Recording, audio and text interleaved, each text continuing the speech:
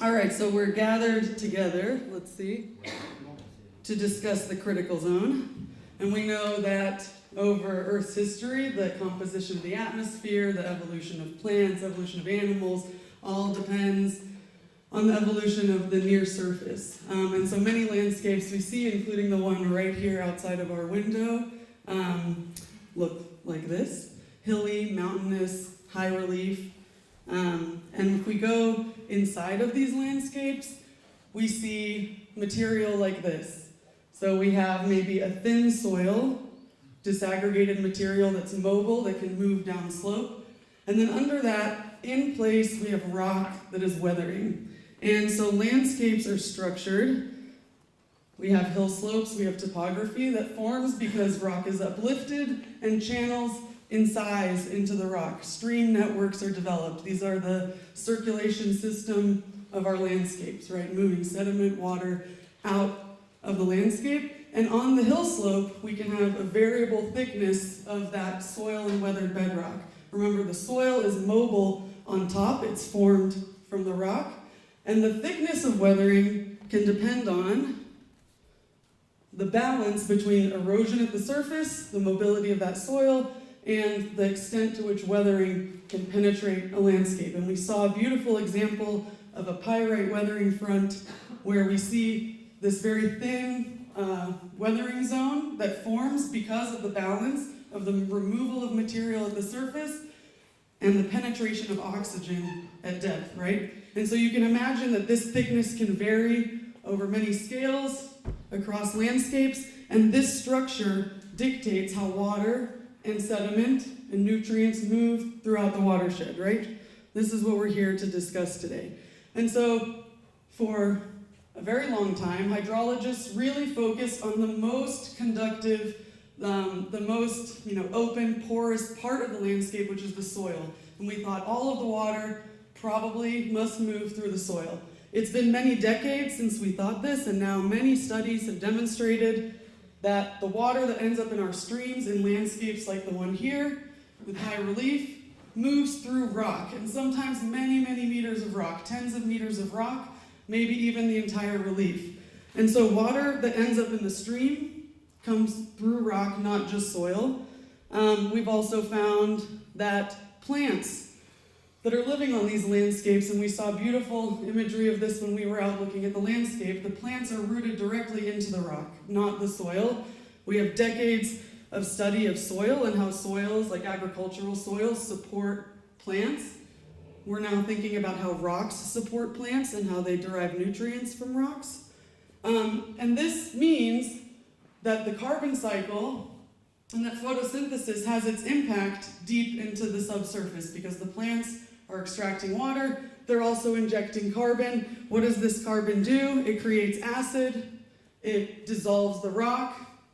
That dissolution ends up in the water moves those solutes to the stream, and we measure them in the stream. And here's an example of a plot that many folks this week have shown the relationship between the concentration of something in the stream and the amount of water coming out of the watershed. And this is an example from the Eel River Jenny will talk about later. So we see that we've moved beyond thinking about just the mobile soil layer. We're looking deeper into the hill slope. This is something that's happening across the hydrology, geomorphology, microbiology, geochemistry community, that we're now recognizing rock is quite conductive. And so the question that we asked at the Eel River Critical Zone Observatory, we wanted to be very brute force. We wanted to go into the hill slope and ask, what is going on in the bedrock?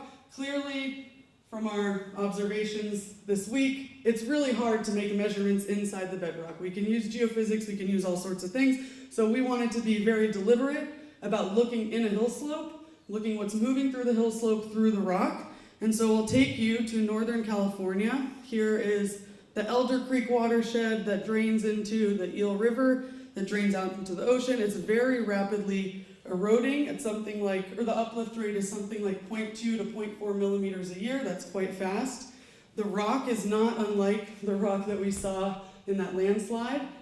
There are many deep-seated landslides, very slow deep-seated landslides also in this area. It's a marine sedimentary rock that was slightly metamorphosed, so it has a lot of clay minerals in it.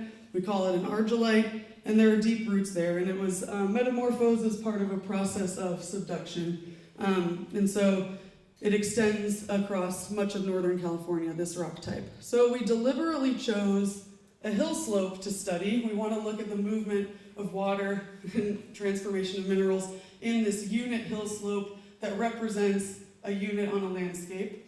And so we drilled these wells across the hill slope. This is a LiDAR imagery of the canopy, so you can see how big the forest is, how tall the canopy is. And I love to remind my friends that most of the forest is underground, especially if you're thinking about microbial biomass. Most of the forest is underground, so look how much is above ground. So you can just imagine how much is below ground. All right, so we use these holes to ask, how does water move through a watershed? Or if I have some signal here at the top, how does it propagate to produce some export, for example, of water through a stream network?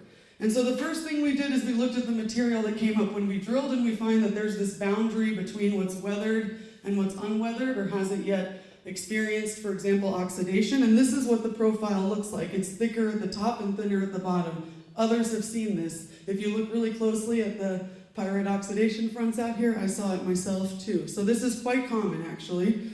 And so we see, a very weathered, small, thin soil layer at the top, and then meters. This is about 30 meters of weathered bedrock at the top here, okay? So we can do a couple of things in a traditional sense. As a hydrologist, we can make several measurements. Soil moisture, we know how to do. The soil is disaggregated. I stick a sensor. I look at how moisture changes over time. That's what I'm showing here. We can also measure groundwater where we have a hole. Holes on hill slopes are not common, but where we have them, I can tell you when the water level goes up and down. We can also look at stream flow. We can look at the concentration of different elements in stream flow and look at what's being exported from the hill slope. We can also now look at trees. This is a record of the rate of water movement through a tree, through sap flow. And so we can ask how the different trees are responding to different stressors. These are all quite traditional approaches, at least in our hydrologic observatory kind of framework. And yet we have very little information about what's going on in between the soils and the groundwater. So that is what I want to share, or what we're going to share with you today. And so we've spent quite a bit of time trying to measure what's going on in the rock, and I'll show you a very short story about what I did during my PhD dissertation. So we drilled these wells. Here's just a couple of them as an example. We saw saprolite to maybe 4 meters depth. Take note, this is in meters. And then weathered rock to, say, 20 meters. I'm showing you just to the depth of the water table here. So I go in with a neutron probe, a geophysical tool that tells me how much water is in the rock. And I make a measurement at every depth. I just sit there and I make a measurement, and here's the depth profile of the water content at the driest time of the year. I should pause and say this is a very lovely place to do hydrology because it's Mediterranean. So I get a really strong signal from a wet season and a dry season. The growing season is during the dry season. So plants are pulling water and there's maximum solar radiation, but no rain. Okay, so at the dry season, here's where we are. It rains about 2,000 millimeters in this year, and I hit a higher water content throughout the profile. The difference between the high water content in blue and the low water content in red is how much water is stored in the rock. So reminding you, this is fractured rock, something that's quite hard to measure water in, but here we are showing you these plots, and you can see the depth where there's a dynamic, where there's a difference between the wet and the dry. And here's where it gets interesting. If I go into the next year, wait to the end of the summer, again, it's the same level. I hit the same low water content. So I deplete all of the storage that I got last year. I depleted all of it, and then it rains again, but it only rains half as much. But I didn't get half as much storage. If you look at the light blue, it's about exactly the same. And in soils, we call this field capacity. If you have a sponge, you get it wet, it drips, it stops dripping. Is it dry? No. It's still full of water. If you squeezed it, water would come out. This is how the rock behaves. This is how soil behaves. This was new information for us. So this means that we rain, at least even in a very dry year, where we got about half of what we normally get, we still were able to fill up all the storage. This is a lot of consequences for what happens in the river and what happens to trees that I'll show you. So every year, we have to fill up this storage before groundwater rises and before stream flows. So I'll show you the data here. On the x-axis, it's how much it has rained in a given year. Every color is a different year. Lots of different styles of rain, how intense the storm was, on and on. So when it rains, as we move along the x-axis, we increase the amount of storage in the rock to a point. You keep raining, we're not adding storage. Where does that water go? This landscape has no overland flow, except for very, very, very exceptional circumstances, but in general, all of that water moves through the whole system. It moves through the rock. It must be moving quite quickly if I can sometimes get 3 meters of water through 20 meters of rock into groundwater. The groundwater rises, it goes in the stream. So this happens every year. The groundwater rises once you fill that storage. Kind of an easy conceptual model. I want to remind you, the reason I'm showing multiple wells is because we have this hill slope structure, this weathering profile structure, where it's thicker at the ridge relative to downslope near the channel. We have less storage downslope than upslope. This means that when it rains early in the wet season, the wells that we have down at the bottom of the slope, they respond first. And it keeps raining, keeps raining, keeps raining, and then finally up here, these wells start to respond. So within the hill slope, there's the system where there's a lag across the hill slope in groundwater recharge and in water movement. So we set up these dynamics, and again, like I said, this is a Mediterranean climate, so we can only see that because we have this really strong wet, dry signal. So you can be many months into the wet season, and the groundwater level at the top of the hill is still going down, down, down. Okay? So this is the hydrologic model of how this system works. Now, what does this mean for the summertime?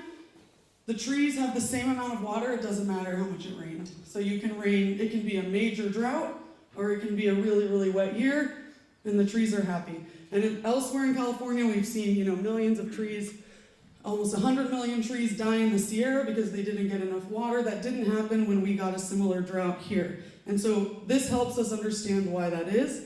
And importantly, the places in the Sierra Nevada where trees did die, they also rely on rock moisture. And so it tells us we need to better understand this rock in general. We call it rock moisture, like soil moisture.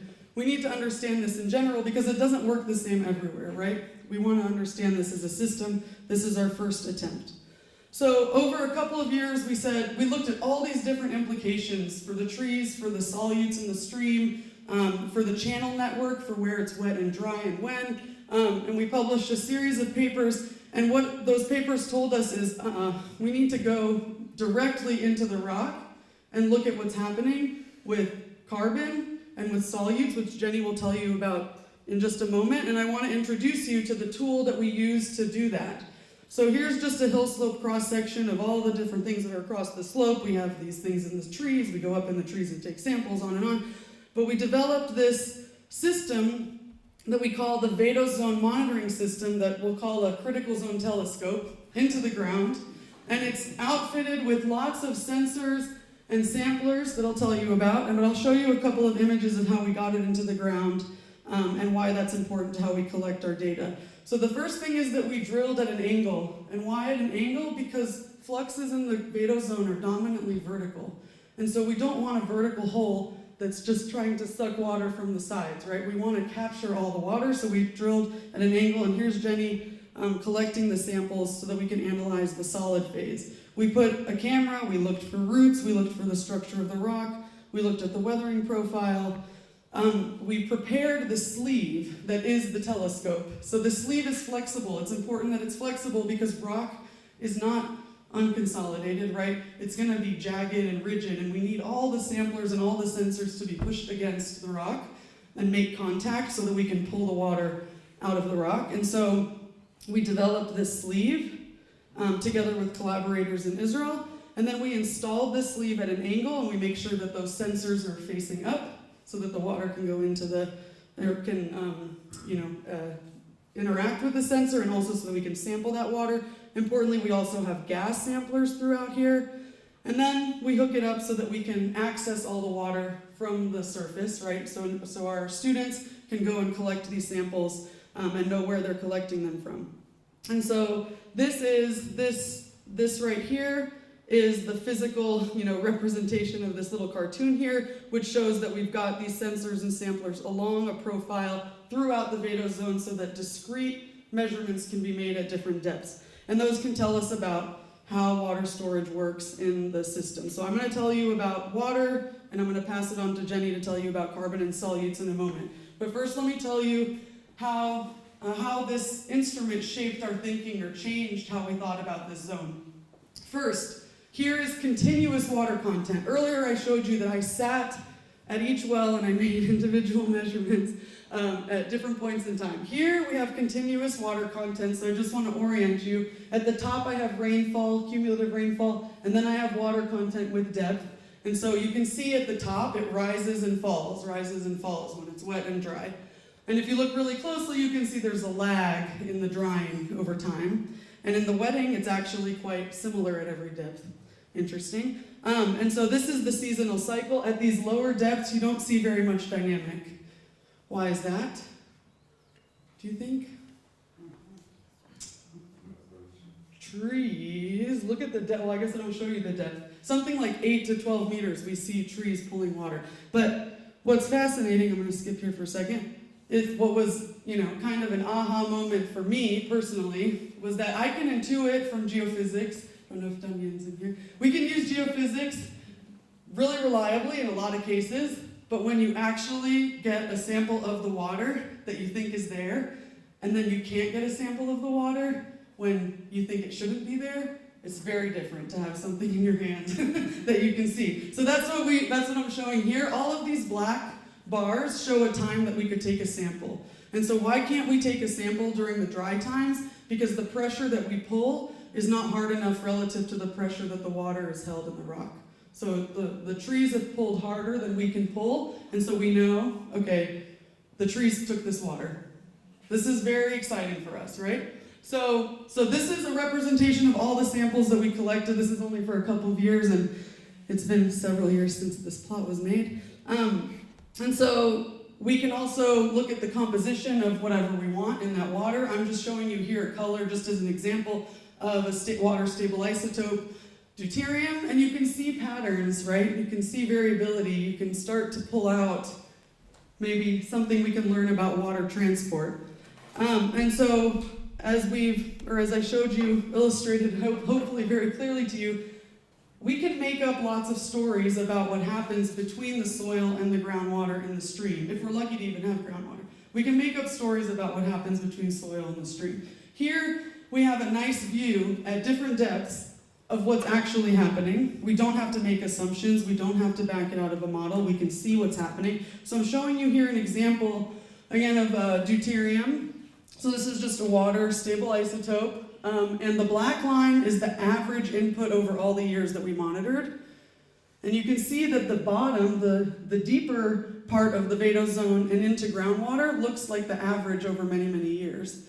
Interesting. And then for the given year that I'm showing you here in red, the straight line shows you the composition of rain from that year. And so you can see at the top, the water looks like the water from that year, and the bottom looks like the average, right? But interesting things start to happen when we look at many, many years, and I'll show you this quickly. You don't have to keep up, but I'm going to draw your attention to one thing. So you can see immediately at the top, we wiggle back and forth, right? And we don't wiggle just at the top. None of the data I'm showing you here are in soil. All of this is in rock, okay? So you can see the top wiggles back and forth in different years. And in the bottom, I want to draw your attention here to maybe these samples. You can see that while they might look like the average, they're also wiggling, but they're very delayed, right? And so when we conceptualize fractured rock as a medium that moves water, we tend to think of fractures as moving water very quickly and bypassing all the water in the rest of the rock, right? So you think about the rock being mostly impermeable, and the fractures are just funneling all the water. And here, this challenged our conceptual model because One, we're learning there's so much water that isn't dynamic, i.e. that isn't changing seasonally and being taken up by trees. There's a lot of water. Two, the water moves much more slowly on average than we thought. And the residence time we think is longer than what we would have intuited. And here's an example of how we've learned that. I'm sorry that this is in yellow. We had a very distinct atmospheric river event. In California, we get these big storms that come in that have a very different isotopic composition from all the other storms, and they tend to be very, very big. They cause landslides, big problems, but for us, it's nice, it's a tracer. So, if we look in the Vado zone at the depth of 1.4 meters, we see that as a result of the time of this atmospheric river, the stable isotope composition of water in that port at 1.4 meters drops, and it stays pretty low. Eventually it comes back up. If we look deeper, it took longer. Maybe this doesn't surprise anybody, right? It took longer, and look at the time scale, this is in months, for that composition to arrive at the deeper port. And we can do this on and on with depth, and what we see is maybe it doesn't make perfect sense. Why do different depths get different, have different arrivals at different times? But in general, I teach hydrology, and this looks like a textbook for a breakthrough curve. And this is surprising to me because I would say that this would happen in a sand. If I had a column in a lab, this would happen in a sand. I don't know if this would happen in a fractured rock. It's hard to say. But we see it in a fractured rock, and it took months. It took like 4 months to have the tracer concentrations come back to normal. And so this means that all the rain, all the water that was coming through the stream, it did not come from this rain event, right? And hydrologists have known this for some time. We call it the old water, new water paradox. The water in the stream didn't come from this rain usually. And so we see an example of that here. Even when we have very fractured rock, we see that it can take a long time to push this water through. We can also apply a tracer, so we put 100 ports in the ground, we put a tracer at 2 meters in the ports, we wanted to see if the trees would take it up. And the surprising thing that we learned here, because we have access to samples in the Vado zone, is that it took many, many millimeters of precipitation and a whole summer to go by before we saw the tracer move. So what we learned from this is that the time that water spends in the Vado zone is actually much longer than maybe we originally thought. There's maybe more mixing than we originally thought. The plants are fundamental to understanding water transport through the Vado zone. Understanding what's happening in the soil will not explain what happens in groundwater and in stream flow. So again, we learned groundwater recharge, stream flow, and ET, major fluxes in the hydrologic cycle, are all regulated by the storage dynamics that are in rock, and that plants actually, we think, should impact what's happening to the solutes that we see in the stream. So to tell you about this, I will pass it on to Jenny, and then you'll see me at the end. Okay, so Daniella just gave a marvelous introduction to our favorite site in California, where we have brought quite a variety of, I guess you could say, traditional as well as very inventive new instrumentation to bear on characterizing how water moves through this hill slope, how it's stored, and what functions it serves. And I have been so fortunate that Daniella invited me in on this story as it was developing. This is an example of essentially what we were doing for the last few days, taking groups of people interested in critical zone science out into the field, and we're standing in front of the manifold that is allowing us to extract water and gas and other samples out of that VMS system. And we're doing our very best to try and explain what we're seeing, and I'm going to do exactly the same thing today, but standing here, not on the hill slope. So every once in a while, close your eyes and put yourself on this hill slope. It's really beautiful there. For those of you who have seen the sort of classic pictures of Northern California with the trees that it would take like 4 of us to hug, that's where we are. It's really magical. Okay, so we're going to take a turn towards carbon. Daniella showed us a marvelous story of how these big trees, this established ecosystem, requires water that's stored and held below soil. This is the survival mechanism for these ecosystems. So that means that as you look out across these vast green landscapes, all of that photosynthesis that you can see in this green color is directly attached to and associated with the component of that life, that vegetation that reaches deep below soil and into the rock. Rock is part of the carbon cycle in these systems. And so that's where we're going to begin with this story. I would say a sort of traditional view of how we cycle carbon in these natural ecosystems could be summarized in a very simple cartoon like this one. And basically all it's saying is that the amount of CO2 that gets pulled in, very coarse average amount of CO2 that's getting pulled in by photosynthesis and fixed, gets partitioned in half. Roughly half goes right back out again. The plants themselves respire. They have their own work to do and they use a bunch of the carbon that they fix. That's their strategy. And another half of it becomes the plants themselves, the biomass, the litter, all of the structure that you see outside when you see all these big green trees. And so 50-50 split immediately for the carbon, half right back out again, half into this near surface and surface component of the critical zone. And then eventually, some or almost all of that carbon that got fixed and became the physical biomass of the system also gets respired by the microbial community, by all of the functioning that's happening on the surface and in the near surface. And some of it, a little bit of it, is lost to runoff. We're going to be back to this later in association with the silicate weathering story, and I'll show you that for sure. That's part 3. But for now, we're going to stay in this box. And the whole point that I want to make with this cartoon is that I don't see bedrock in this very common conceptual model for how carbon is cycled through these ecosystems. Maybe a more educated way to ask the same question would be, what is this length scale? How far down am I looking? Why is it called soil?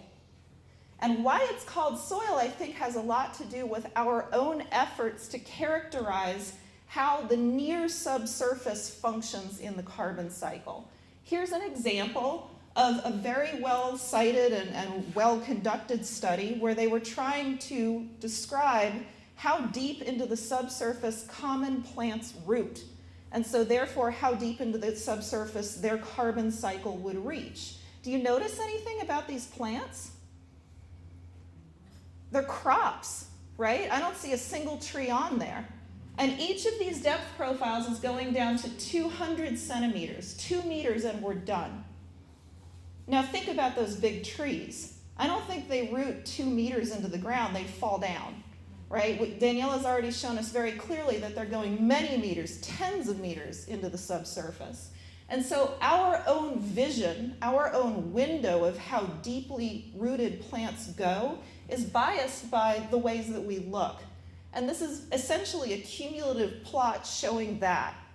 What has been done in this particular example is to sum up all of the numbers of published studies that this author could find for the maximum depth that the study explored in terms of how deep the roots reached. And once again, here is 1 meter. So we ourselves, I would argue, are biased in how deep we look for the functioning of vegetation. And so when Daniella comes along as a hydrologist and says trees not only reach 10 meters down into the ground, but have to reach 10 meters down into the ground simply to get the water that they need to survive, it changes the whole game. So we get to ask really exciting new questions about what does it mean to our carbon cycle, our photosynthetic carbon cycle, coupled strongly to this ecosystem, if dynamics in water storage and the component of the subsurface that the trees access and use for water is over a very different length scale than where we have traditionally looked in terms of descriptions of the carbon cycle. Does this just work like a deep soil? Can we do everything the same and just change the length scale? Or are there unique behaviors in rock that we have to understand in order to accurately explain the carbon cycle? So that's where we're going to go with this. We're going to ask a few guiding questions that I'll do my very best to attempt to answer, not completely and perfectly, but I'll give you a little bit. Is CO2 respired below soil? Spoiler, yes, or else we wouldn't ask the next 3 questions. What are the sources of organic carbon that are turned into CO2 below soil? What controls the rates of respiration of carbon below soil? And what happens to the CO2 that gets produced below soil? Ready? I promise I'm just going to give you the answer in the next slide. I mean it. Here it is. Ta-da! It's amazing. Okay, let's make sure we're all as awed as we should be by this slide. You're looking at 12 meters down, down, down into the rock. The soil is so thin, so thin. We're not even really looking at the soil. This is the length scale over which all of those crop studies are conducted. Look at what happens to CO2. It's going the wrong way. Do you see it? There's more CO2 down here than there is up here. There's more CO2 getting produced in the rock than what we measure at 1 meter in the soil. That's amazing. That takes the entire idea of respiration, of the conversion of organic carbon to CO2 that is one of the most basic vital functions of the shallow subsurface critical zone that balances photosynthesis, that is this global component of the carbon cycle, and it's happening 10 meters deeper than we thought it was in this ecosystem. It's phenomenal. And at the same time, you can see the oxygen getting consumed. That's the other half of this reaction. You're combining oxygen with organics and you are producing CO2 at depth. We were shocked and excited when we saw this for the first time. We were even more excited when we started recording over multiple years and we could see that the whole thing was consistent. That entire window there is over 70 samples at each depth over multiple years. So now we've established this range and also this persistency in the production of CO2 at depth in rock. It's not that hard to get a number off of this thing. We're just going to apply a diffusion and a production term, and what we wind up with is a calculation that up to, so in the cases where we're sort of on this side of this curve where we're making a lot of CO2, we can produce approximately 30% of what's literally leaving the land surface if you were to put a flux chamber on the land surface and measure how much CO2 is coming out. Up to approximately 30% of that came from below soil. That's remarkable in an ecosystem like this where typically we talk about the carbon cycle over 1 meter in depth. So we have some work to do. We've answered our first question, yes, CO2 is produced in rock. Where is the carbon coming from that this CO2 is being produced from? 2 options. Probably you can think of them. One, it came from the surface. It came from recently fixed carbon. It came from this gigantic ecosystem that's reaching its roots down into the rock and supplying organics that can then get converted to CO2. In this sense, kind of like a deep soil. Or 2, and this is why I think you guys can think of it, this lithology is not that different from what we've been crawling all over for the past few days. It's organic rich. It's a shale. And it is entirely possible that the organics that are getting converted to CO2 in rock 6 or 8 meters down below the soil are actually coming up rather than coming down. We don't know. And I'll flip back for a second. To be honest, I feel really bad for our dear student Allison Toon, who's given this presentation so many times. I think it was really the backbone of her PhD research. And every single time you'd see the arm go up and we would all go, ugh. And they would say, well, where's the source of the organic? And we'd have to say, we don't know. So it was finally time for us to try and answer where the source of the organic carbon was coming from. And so what we're looking at here now is Again, the profiles of CO2 being produced as a function of depth, again, many meters into the system thanks to that VMS. The difference between blue and orange is just, as Daniella has already nicely pointed out, the wet and the dry seasons when we have more oxygen or less oxygen down there. And in the middle panel now, what you're looking at is the organic carbon content of the rock itself. So if we're going to reach way down into the ground, below like 14, 15 meters, we're getting into stuff that's really, really coherent. We're getting into stuff that's only very slightly weathered, if weathered at all. And when we look down there, we see a fairly high carbon content. Again, organic, rich, dark shale. You've been looking at it for days. And as we measure the carbon content of that shale in the profile as we go up towards the surface, we're losing it, for sure. So maybe this is a petrogenic, rock-derived organic carbon that's getting converted to CO2. That would be a really interesting story. Deep roots causing petrogenic carbon oxidation. Can it be oxidized? There's an entire world of debate out there in the literature about how oxidizable this stuff is, whether or not it can be achieved in the field. There's some papers that show evidence arguing that it can be done. We took the core chips out of the VMS installation back to the lab and asked the question, if you gave this system the entire suite of perfect conditions, could you oxidize this organic carbon? I lost a very small wager on this experiment. I did not think that we were going to see anything. I made them conduct the measurements in these soil incubation chambers, but I thought, these are built for literally soil with all the organics and the tree litter and everything that you would find in soil, and they put rock in them. And I thought, absolutely not. And a few days later, I was buying everybody lunch, and that's fine. That's a good bet to lose, because they saw tons of carbon coming off of that shale. Now, that's a little bit of an unfair thing to say to you, like 1.5 grams of carbon per cubic meter per day. Wow, like what does that mean, really? If you took that rate and applied it in this shale, you would lose all of the carbon in that shale in 17 years.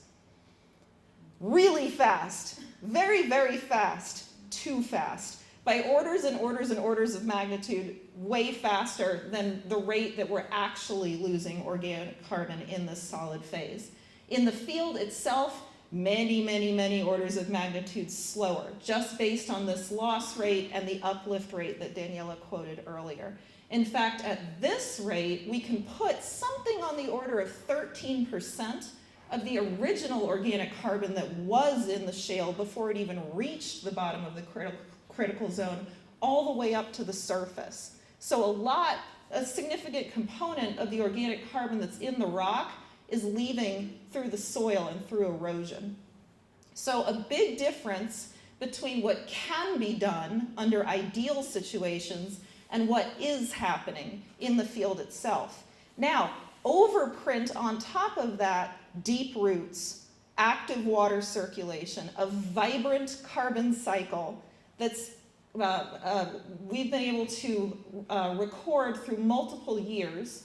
And when we put on top of that the calculation of the amount of CO2 that persists at each depth along the profile, the corresponding consumption of oxygen, and now the radiocarbon composition of that CO2 across the depth profile in both wet and dry conditions, what we see is the appearance of a totally modern carbon cycle.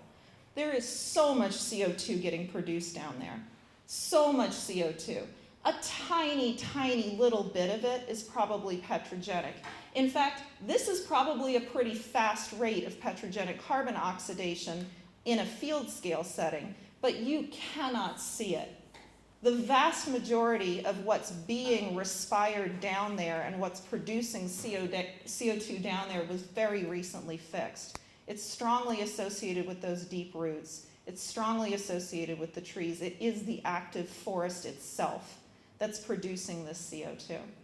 And so it's been a really interesting story for us to try to pull apart because of that two-way conveyor belt of carbon that can come down into this active root zone and carbon that can come up because of this organic rich shale. Now, you might notice that this CO2 production is rather persistent, consistent. It's a pretty narrow window. This O2 consumption that has to be coupled to that CO2 production has a really wide window. And so the next thing we're going to start to look at is that seasonal dynamic in these gases.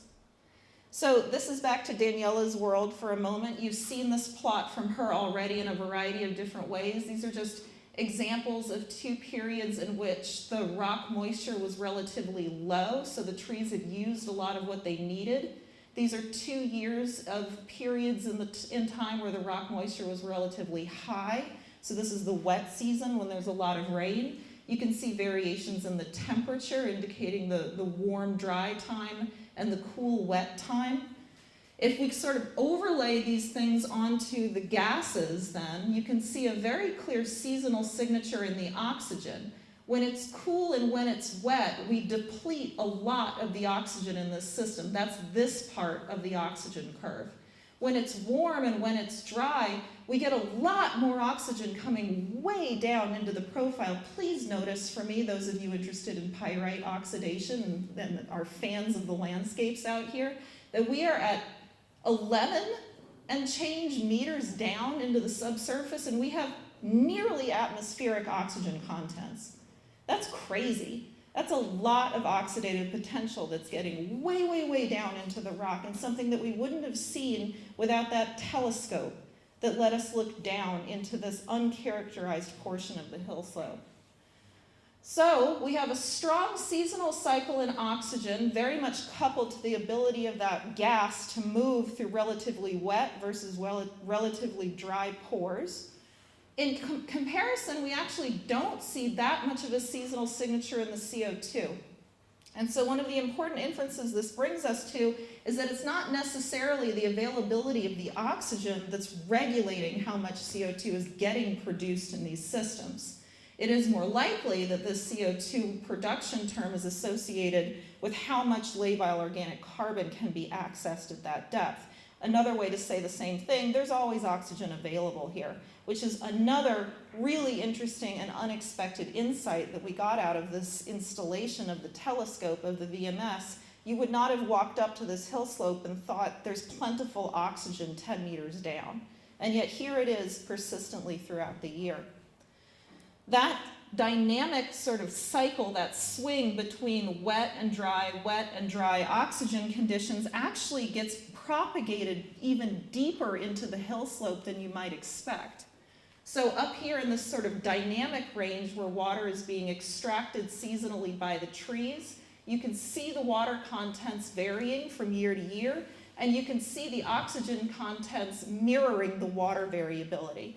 When we have lots of water, the pores are very wet. There's not a lot of room for the gases to diffuse, so we have lower gas concentrations. When it's dry and the pores are relatively open, the space for the gases to diffuse is more connected. You can move atmospheric values deeper into the subsurface, and the values come up. But this oscillation up here in the gas propagates into a similar oscillation in the gas way below the zone of dynamic water exchange. And so it's as if this breathing, this opening and closing of gas available pore space driven by the trees up here in this rooting zone is actually also aerating or allowing the deeper part of the weathering zone to breathe seasonally, even below where water dynamics are perceivable. It's fascinating. Imagine if you're down here existing as a pyrite mineral. You didn't see that coming, right? Why is oxygen increasing on a seasonal timescale and coming to get you? You're supposed to be below all of this dynamic root zone, and yet here you are, meters and meters below where maybe one root has seen you once in its life. But for the most part, meters and meters below where the rhizosphere is active, and yet you're still feeling their presence as a weathering agent through the introduction of these reactive gases. So I'm going to try and pull all of this together. It's quite a plot. we'll do it together. It'll be fine. I am going to first sum up the flux of CO2. And when I say I mean Allison Toon, who's done all of this work and is fabulous. Here is the flux of CO2 that we measure coming out of bedrock. That's our observation. It's phenomenal. We didn't expect it. We haven't seen it before. It's very exciting. Literally what we observe. You can see how seasonally dependent it is. You can see what's happening in the dry season. You can see what's happening in the wet season. I'm going to make a simple calculation through Allison. That is that instead of directly measuring the amount of CO2 itself, I'm going to measure the amount of oxygen that is consumed, and I'm going to calculate the amount of CO2 that must have been produced. If all of the oxygen was used to make CO2, this is how much CO2 I should see. A lot more. A lot more. Where did it go? It's not in the gas. We measured the gas. You can also very clearly see that there are seasonal periods of time in which we're missing more, right? If it didn't show up in the gas, where else could the CO2 have gone? Into the water. Carbonic acid. It could dissolve into the water in the pore space. That water drains, and it goes out not as a gas from the land surface, but as a solute in the stream. That's a lot of CO2. Can you really put that much CO2 in water? You can, if that CO2 is then participating in carbonic acid weathering reactions. And so here comes the coupling to the third part of the story. That is how this vibrant, active CO2 respiration cycle in weathered bedrock must be coupled to bedrock weathering. So the trees are weathering agents. And that's where we're going to go in the next piece. So, to summarize, is CO2 respired below soil? Yes. We got to see that right away. It was the cliffhanger, and I showed it at the beginning. Sorry. What is the source of organic carbon? It's mostly recently fixed. When I say recently fixed, that means that not that long ago, I just pointed the laser at the tree. Not that long ago, it was up here as CO2. It got photosynthesized, it got converted into plant material, it got deposited either on the soil surface or in the near surface through the roots, and then it eventually became labile, it became accessible, some microbes got a hold of it and got converted to CO2, and it came back out again. That's the classic carbon cycle of the balance between photosynthesis and respiration, right? A little bit of it is petrogenic. And it's vastly overprinted by this really active forest. The controls on the respiration rate below soil. Again, I would have had to buy all of you lunch if we had made a bet on this. I would have said oxygen. Come on. You would have said oxygen, right? I mean, we're 8 meters down. It's got to be oxygen. It's not oxygen. There's tons of oxygen down there. In fact, the oxygen is oscillating so much that it propagates its own oscillations even deeper into the subsurface, into areas where you can have very oxidizable minerals. It's fascinating. And so it looks like the controls on respiration below soil are actually the availability of the organics, not the oxygen. The fate of CO2 produced below soil, about 30% of what we measure coming out of the land surface came from rock. But that isn't even close to all of what we produce down there. And so this next piece of the story is to ask how to close that imbalance. How do we explain the difference between what we should see based on what we consume for the reactants and what we do see in this system? And it has to be linked, and we've come all the way back around to this sort of mysterious little, I guess in this cartoon it's more of a just closure term to make sure that we capture all of the carbon that's exporting in this landscape. It's not just carbonic acid that dissolved into water, because of course that CO2 dissolved in water is going to force this very important weathering reaction set that's going to release the base cations that we measure as solutes in streams, and is also going to produce materials that allow us to form soils. So here we are connecting the water dynamics that Daniella showed originally the carbon story that we've just gone through, and the production of both our stream chemistry and our soils in one framework. So maybe we should fall back, as we have previously in this presentation, to what we can measure easily. That is to say, what we can measure before Daniella installed this telescope. And so what you're looking at now are concentrations of the major cations and some other things versus discharge, so the amount of water that's leaving the watershed in Elder Creek. This is the stream that drains the bottom of the hill slope that we've been spending a little bit of time together exploring by now. So generally, what we see and what is seen across a wide variety of landscapes is that even if you have many, many orders of magnitude difference in discharge, the concentrations of these major elements, meh. I mean, they vary a little bit, right? But they're not varying a lot. We're certainly not varying an order of magnitude, even though we're going 1, 2, 3 and change order of magnitudes in discharge. They're kind of blunt. It's hard to get a lot out of them because they're these huge integrated aggregates of everything that's happening in the watershed. And so, in contrast, we know that if we were to look inside of this hill slope now, we have very dynamic changes in water content. We have a vibrant carbon cycle that's creating tons of carbonic acid. We have lots of oxygen in there. We are definitely weathering rock. So how do we see the relationship between what we know must be a very active weathering zone, a sort of biogeochemical reactor inside of this hill slope, and what gets exported? And thanks to Daniella's work, we're now finally able to make that linkage in the location of active weathering itself. We need the following ingredients: circulation of meteoric water, that is water that recently infiltrated, production of reactive gases, that's the CO2 story, availability of reactive minerals, in other words, below soil, in something more like rock, where stuff can still be reacted. All three of those ingredients, perfect for this production of what we see in the streams and for the formation of what we see in the soils. All three of these ingredients in this location that Daniella has now instrumented uniquely for the first time. And so here we are back to a plot that she showed originally, where we were for the first moment seeing the dynamics in water content continuously as a function of depth across the VMS.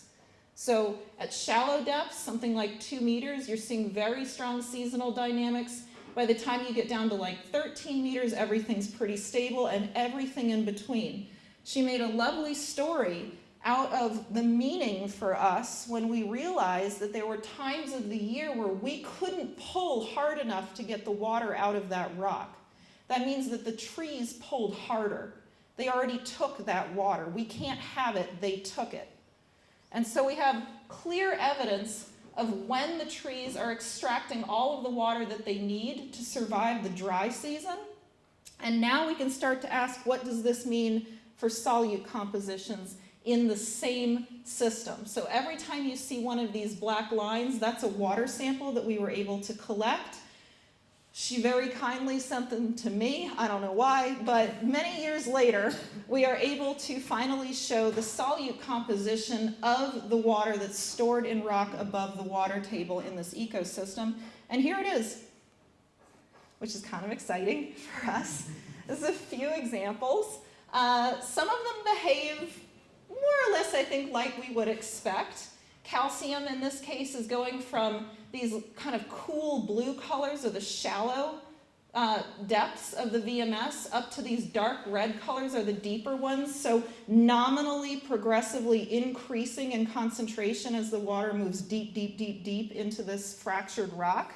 In other instances, and very exciting, it's not a linear increase in concentration. Here in silicon, you can see that we go from something really sort of dilute to something pretty high, and then we turn around and come back again, which is very cool, because it kind of implies that there's a zone where we're dissolving things, and there may be a zone where we're forming new things. And so to put all of this together for the majors, what we're looking at in this plot is a mean in black and then a division between the mean of the wet seasons and the means of the dry seasons for sodium, potassium, calcium, magnesium, and silicon. In general, you see this increase, and that's a good thing to see, particularly in this element, sodium, because when you dissolve sodium out of the primaries, nominally it doesn't really do anything else. It doesn't like to go into new secondary clays, it doesn't like to go into the ecosystem, it isn't vegetation cycled, and so we can see solubilization in action in this plot. In other examples, you can see that things are a little bit different. The silicon does kind of have a curvature to it. Some of the elements that are very strongly vegetation cycled seem to be getting impacted in distinct ways. There's a lot in this plot, right? Think about that stream. Think about how stable the chemical composition was in that stream over so many orders of magnitude and discharge. And now finally, we're seeing even more variability in the solute concentrations over 15 meters in this fractured, weathered rock than we see in the stream. It's phenomenal. So we have something to work with now. We have a signal that varies depending upon how quickly the water's moving, depending upon how much water is there, depending upon how much CO2 is there. It gives us the data sets that we need to be able to start building models for how water and reactive gases and primary minerals get pushed into these products, the stream chemistry, bicarbonate, and soil. So we're going to build a model. How do you build a model? We're going to need to know all of the primary minerals that make up this bedrock. Fortunately, there's been some great work characterizing this shale. I'm sure you guys have similar data sets for the shales out here. And so we can make a description of what the bedrock was before any of this stuff started happening. We can then go into the literature and start building individual reactions for some mineral phase interacting with CO2 and water to form particular products like calcium and like a new clay. For each of these primary minerals, for every potential secondary phase that could form. And we put them all together in a computer. This does not mean that the computer can do something that we can't. Computers are here for us to do things that are annoying, right? We could do this ourselves, but it would take forever. The computer is just a giant bookkeeping tool. So we're going to put all of these reactions. Every single one of these has its own stoichiometry. Every single one of these has its own rate, how fast it goes in time. Every single one has its own thermodynamics, and this is just some of what gets put in there. And we ask the computer, figure out how this thing is all working together. So the simulation is essentially merging what we know. We can check and see if it's working through simplified conditions. So for example, my former student Gia took solid phase from deep in the VMS where things were nominally unweathered. She took it to the lab and ran dissolution experiments and checked to make sure that the model in this line was reasonably reproducing the behavior that she saw. We realized that the composition of the solid phase changes with depth because it becomes more and more weathered. So we ran the same exercises, we did the same checking across multiple depths in the system. Finally, when we felt like the model was behaving properly, when we thought we had done our best to be able to put this all together, we make a merger between the intact depth profile and the water dynamics in that depth profile. All you do is call Daniella, she'll tell you exactly what to do. The gas phase story across this depth profile, this active production of CO2 and consumption of oxygen many meters below ground, and all of the mineral weathering reactions that we had constrained in the lab and pulled from the literature. And together, the model produces a concentration for each of the solutes that we should see. And what we find is that with enough work, with enough building of this simulation, we can get results out of the model that agree or are consistent with what we measure in the VMS. Finally, then, what we actually give ourselves through this effort is a new tool. The simulation is capable of allowing us to ask new questions Like, what happens if the soil erodes? What happens if the flow rate increases? What happens if I take the trees away? And so we've now moved from the observations that we get out of this novel instrumentation into something forward-looking and predictive. And I'll show you just a little bit in the time that we have left with what we've done with that model since. In a very broad brushstroke way, there are two classes of weathering reactions that we contain within this simulation. Some are the ones that dissolve these primary minerals. They're going to increase the concentration in the fluid. Some are the ones that form new clays and other secondary species that are the building blocks of our soil. They're going to take concentration out of the fluid.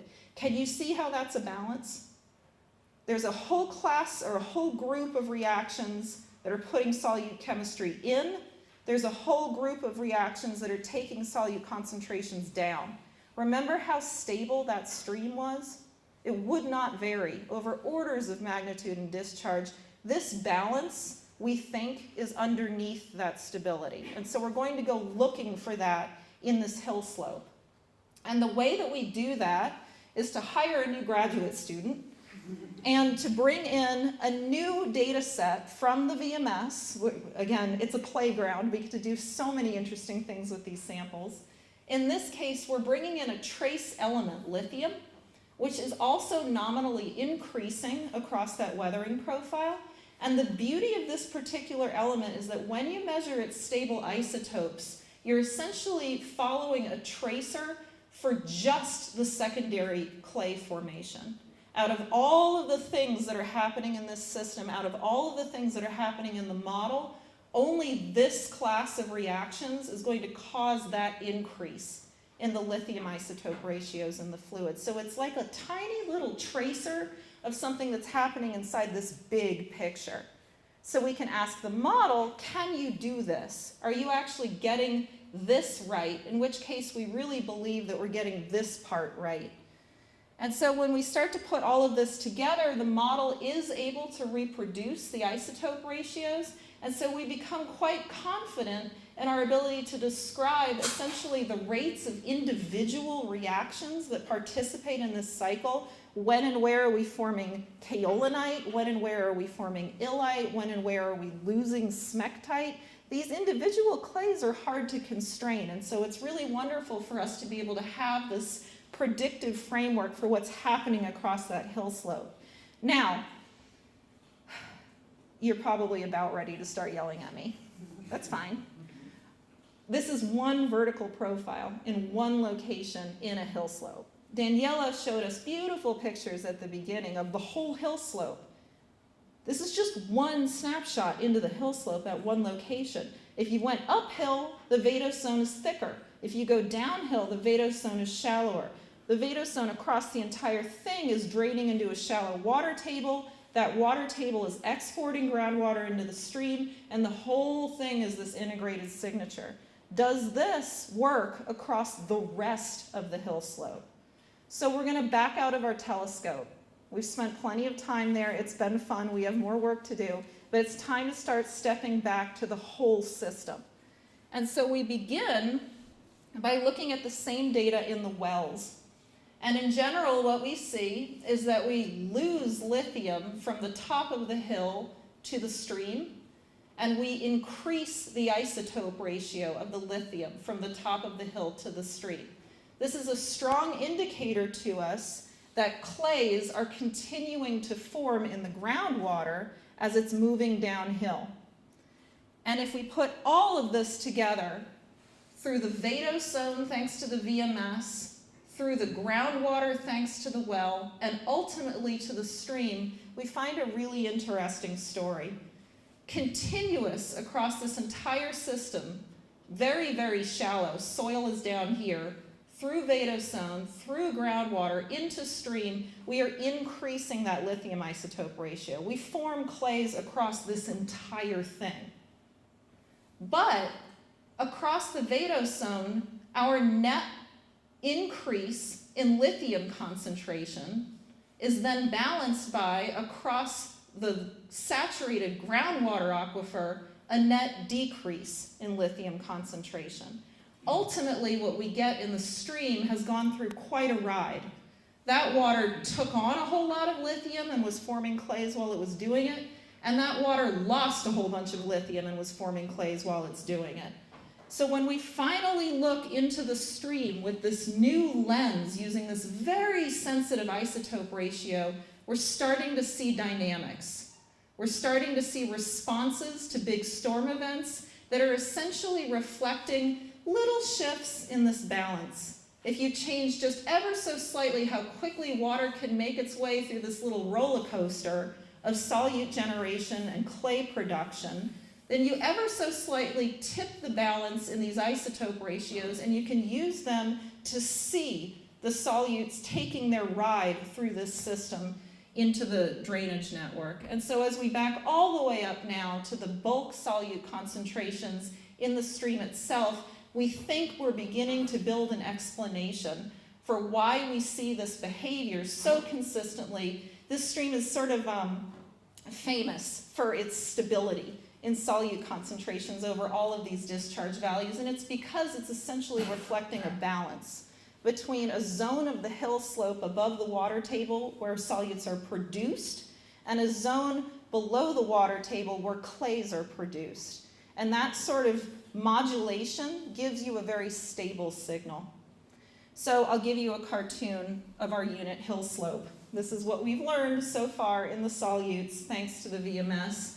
And that is this source across this very active component of the weathering profile where water storage is seasonal and dynamic, where CO2 is constantly being produced by the trees themselves through this active carbon cycle, where bedrock is being converted into soil, and then a sink area below the water table where water is being laterally transported downhill, but more clays are continuing to form. I think you're up.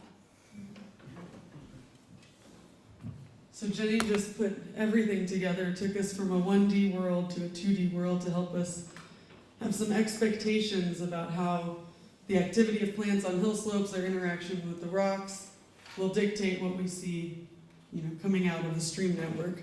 And so we asked this very simple question: how does bedrock function? And we showed you, stores water, carbon is generated, or carbon dioxide is generated, carbonic acid is generated. We're losing material from the hill slope. What's left behind is more weathered, can retain water in different ways. We're changing the properties of the hill slope that control its ability to breathe oxygen, its ability to store water for plants and host organisms. And so as critical zone scientists, we have an obligation to society to help potentially predict what our resources might look like, the things that we rely on the critical zone for, like water, soils. They ask us, what's it going to look like in the future? And we can use this information about how this system functions, recognizing that this is not the only system that functions this way, and the more work we've done, the more we've realized a lot of systems function this way, with small differences depending on, say, mineralogy, plant species, etc.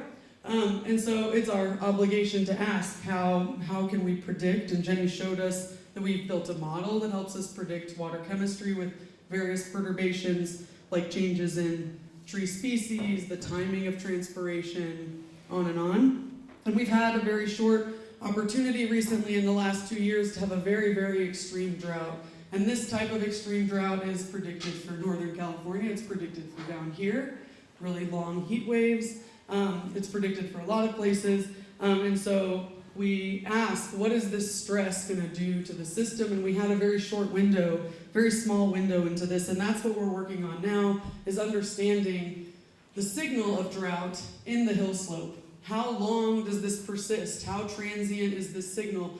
Does it recover? Places in Australia have found, and places in the northern Sierra Nevada have found, that the legacy of drought on runoff, on water moving through a landscape, on how much water is available, it might take many, many years, some cases a decade, or in some cases totally irreversible, we think. So this very controversial finding, or provocative finding from these other places, suggests that we need to understand how drought perturbs the properties of the subsurface, and the ways in which it circulates water. So here are 3 things that we've seen so far, since now you've been indoctrinated into what this hill slope does and how it works.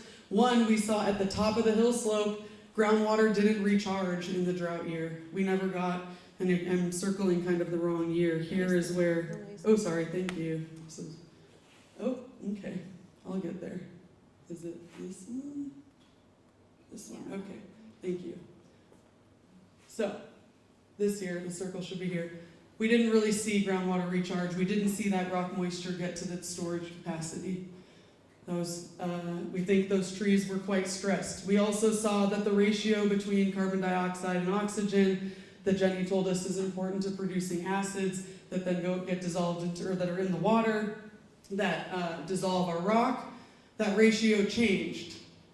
Most likely, possibly driven by the reaction of plants to the stress, to the intense stress of the drought. And then finally, Jenny is showing us that the concentrations of solutes here, sodium, has increased as a result of drought. And so we have this window into what the impact of drought might be on the system, and we're monitoring it, and we're using the model as a tool, and we want to be able to contribute to our society by helping us understand this interior of the hill slope and how it will respond, and the time scales that it will respond to change.